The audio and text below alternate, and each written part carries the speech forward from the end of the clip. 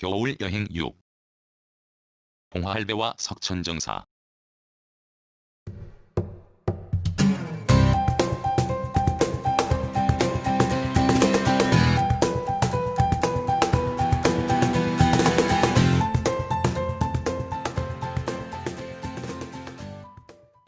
삼계서원을 비로하고 저리 가면 울진이요, 이리 가면 영주인 교차로에서 오르막 다리인 봉화대교에 올라 군청을 오른쪽에 낀 샛길로 빠졌다. 내려 보이는 시내 지붕도, 내성천도, 둘러싼 나지막한 산도 하얗다. 해저로 가는 길은 눈과 얼음이 뒤엉켜 반질반질하다.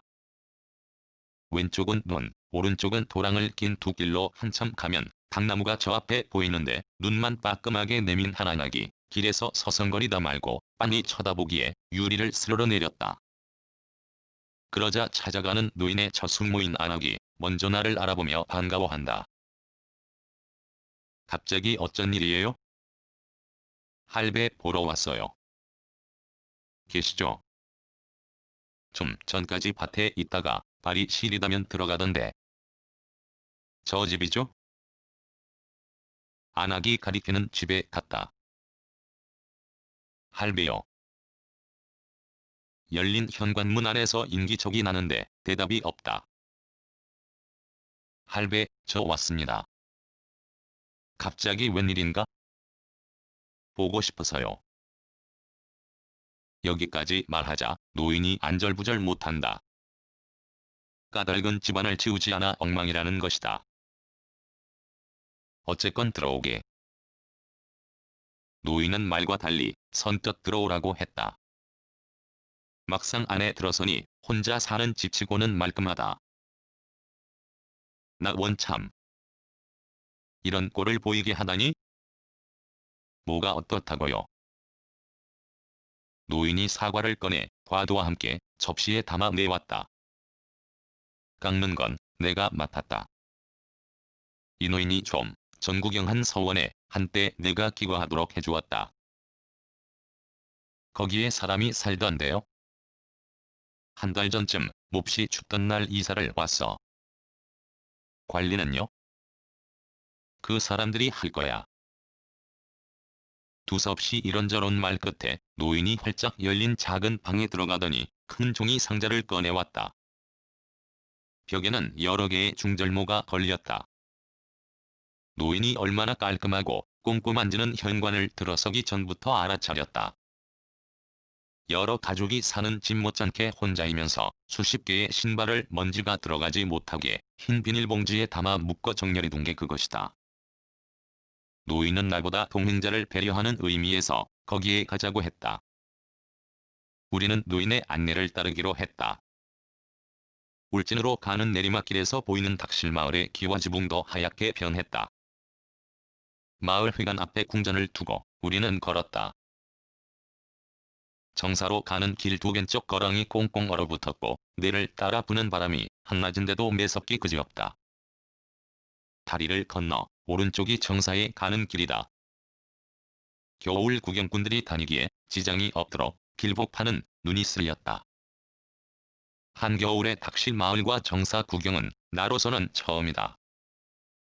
봉화를 좋아하면서도 눈 내린 이곳 구경하기까지 오래 걸린 셈이다. 바람을 등지고 왼쪽으로 아름드리 금강송이 비탈 따라 비스듬한 산길을 돌아 계곡에 이르니 마을 어기서 여기까지 올 때와 전혀 딴 세상이 펼쳐졌다. 이 산과 저 산을 하얗게 언 물이 연결하고 눈을 뒤집어 쓴 기이한 바위들이 즐비하다. 물살이 센 곳은 얼음이 깨져 물소리가 정겹다. 도명 화장실 지붕도, 관리체 지붕도, 정사와 드나드는 샘문 지붕도 눈을 뒤집어 썼다. 저쪽으로 건너가는 외나무 다리도 눈을 뒤집어 쓴 것 마치 가지다. 여름에 볼 때와 딴 세상을 연출하는 계곡의 멋진 풍경에 입이 절로 벌어진다. 한때 지금 안내하는 노인과 둘이서 관리하던 곳을 여행자의 처지에서 편안하게 본다는 게 기쁨이다. 우리가 관리할 때와 달리 달라진 게 있는데 정사에 드나드는 문에 새 자물쇠가 굳게 채워졌다.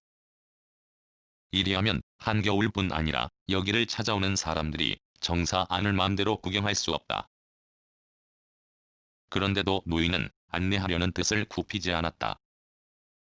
그가 하는 방식으로 우리는 따라 들어가 얼음보다 시원한 샘물을 벌컥벌컥 들이마셨다.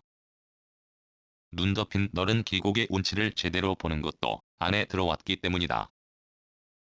그런 내 눈에 사람이 들어왔다. 계곡 저쪽 즉 서원이 있는 방향에서 두 젊은이가 눈 덮인 산길을 헤치고 여기까지 온 것이다. 그들도 우리처럼 적극적이어서 건너기 위태로운 나무다리를 건너 이쪽으로 조심스럽게 발을 옮긴다. 앞에는 남자, 뒤에는 여자다. 사람들은 남이 하면 따라한다. 아무 때나 구경꾼에게 개방하지 않겠다는 뜻으로 건 자물쇠가 그들에게도 방해긴 마찬가지다. 그래서 그들도 우리가 들어온 대로 시도하다가 끝까지 밀어붙이지 못하고 포기하고 돌아갔다. 여기를 찾아오는 단 한 사람이 있고 그게 지금처럼 눈과 얼음이 꽁꽁 얼어붙은 한겨울이라 하더라도 이 문제는 개선되어야 할 것 같다. 아무리 국가지정 문화재라 할지라도 보고자 하는 사람이 있으면 개방해야 한다는 게 내 생각이다. 여름철 수정 같은 물이 흐르는 석천계곡은 그야말로 좋다. 갑자기 소나기가 버구어 누런 황토물이 노여움을 못 이겨 콸콸 치고 내리는 것도 물론 좋다. 지금처럼 눈과 얼음 밑에 숨어 몰래 흐르는 물이 있는 계곡도 좋기는 마찬가지다. 정사를 돌아서면서 자꾸 한 곳에 눈길이 간다. 관리체 왼쪽으로 난문이다. 정문을 들락날락거리면서 한때 여기를 찾는 사람들을 구경하고 때로는 안내하던 내가 오늘은 순수한 구경꾼이 되어 여기에 왔단 사실과 연결하니 점점 멀어지는 저 창호지 문 하나에도 의미를 두지 않을 수 없다. 우리를 친절하게 안내한 노인은 헤어질 즈음에는 콜록콜록 재채기를 했다. 매서운 날씨가 노인의 몸을 그렇게 했는데도 함께 한 내내 즐거워하는 모습에서 우리는 더한 즐거움을 누렸다. 나중에 보니 종이 상자 안에는 2,000쌀이 담겼고 포장에는 노인이 일한 적 있는 회사의 이름이 적혔다. 그만둔 사람들에게도 정성을 다하는 그런 회사가 있단 것에서 기업의 사회적 책임과 도덕 및 양심에 대해 느꼈다. 더한 건 그 쌀을 내게 준 노인의 마음이다.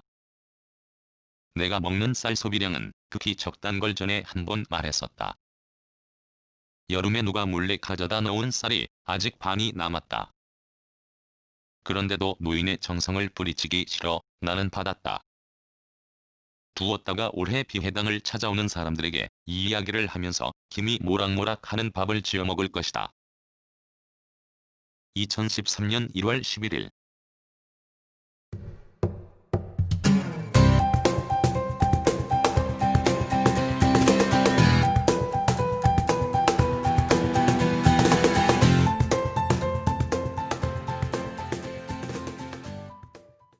글 모든 것으로부터 자유인 무학 낭독 글 읽어주는 강지식 들어주셔서 고맙습니다.